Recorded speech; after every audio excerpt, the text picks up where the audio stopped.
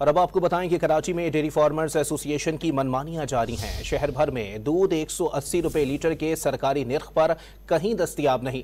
शहरी 230 रुपए लीटर दूध खरीदने पर मजबूर हैं। कमिश्नर कराची और मातहत अमला दूध की गिरा फरोशी पर मौकिफ देने से गुरेज करने लगा। मजीद जानते हैं डॉन न्यूज के नुमाइंदे आसिम खान से। आसिम, बताइएगा क्या वजह है इंतजामिया कोई एक्शन भी नहीं कर रही और ना ही जवाब दे रही है?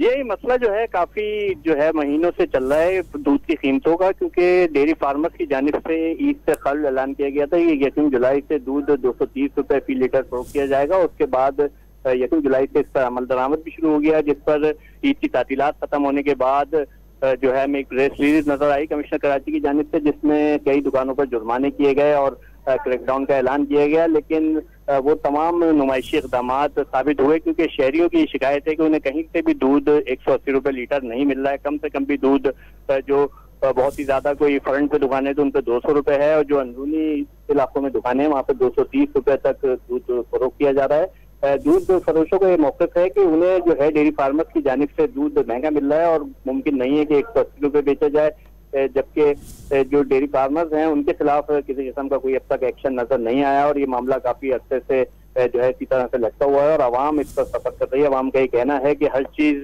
के साथ महंगाई होती आ रही है और अब दूध की कीमतें भी वो पहुंच से दूर हो गई हैं। दूध एक बुनियादी चीज है, फिलफौर ऐसा एक्शन किया जाए कि दूध सरकारी नर्ख पर वो फरोख्त किया जाए।